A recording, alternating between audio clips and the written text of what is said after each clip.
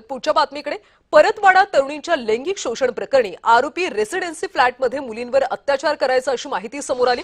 अमरावतीमध्ये कठोरा नाका भागातल्या फ्लॅटवर पोलिसांनी झाडाझडती घेतली। फ्लॅटमध्ये अनेकदा मुलींना आणलं जायचं। पोलीस तपासात धक्कादायक माहिती उघड झाली। तर आरोपी फ्लॅटमध्ये मुलींना आणून त्यांच्यावर अत्याचार करायचा अशी माहिती आता समोर आली। फ्लॅटमध्ये त्यानं अनेकदा मुलींना आणलं होतं अशी माहिती समोर आली। दरम्यान आता पोलिसांनी त्या फ्लॅटची झाडाझडती घेतली।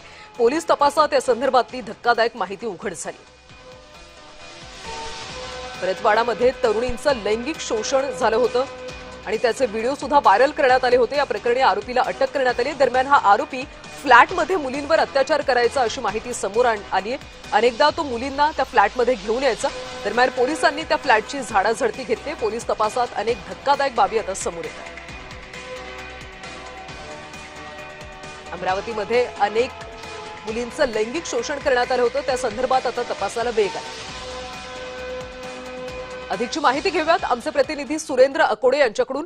सुरेंद्र, आता पोलीस तपासात अनेक धक्कादायक बाबी समोर येत आहेत। फ्लॅटमध्ये मुलींना आणून तो अत्याचार करायचा अशी माहिती समोर येते।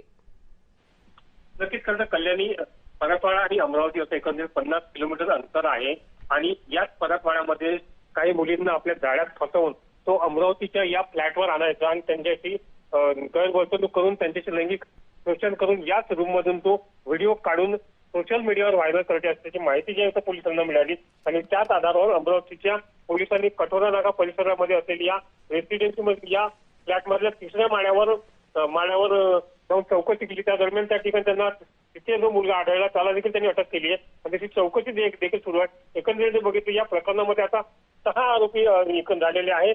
या फ्लॅटमध्ये आपल्या मित्राचा फ्लॅट असल्या कारणाने त्या फ्लॅटमध्ये जो मित्र होता त्याला देखील तो पैसे द्यायचा आणि तो देखील त्याच्या अत्याचार करण्याची माहिती या ठिकाणी पुढे येत आहे। कल्याणी, सुरेंद्र, फ्लॅट आता सील करण्यात आलाय का? पोलिसांनी काही अधिकची माहिती दिली आहे का?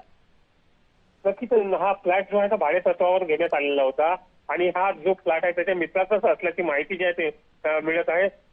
काही दिवसांपूर्वीच तो त्या घटनेच्या काही दिवसांपूर्वीच तो या फ्लॅटवर येऊन गेले असल्याची माहिती देखील या ठिकाणी मिळालेली आहे। आता सीसीटीव्ही फुटेज देखील कव्हर करण्याच्या मार्गावर पोलीस लागलेले आहेत।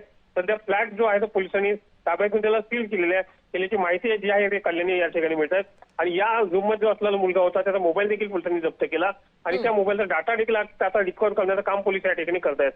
नक्कीच त्या डेटामधून काही अधिकची माहिती समोर येते का हे पाहावं लागेल। सुरेंद्र, धन्यवाद माहितीसाठी।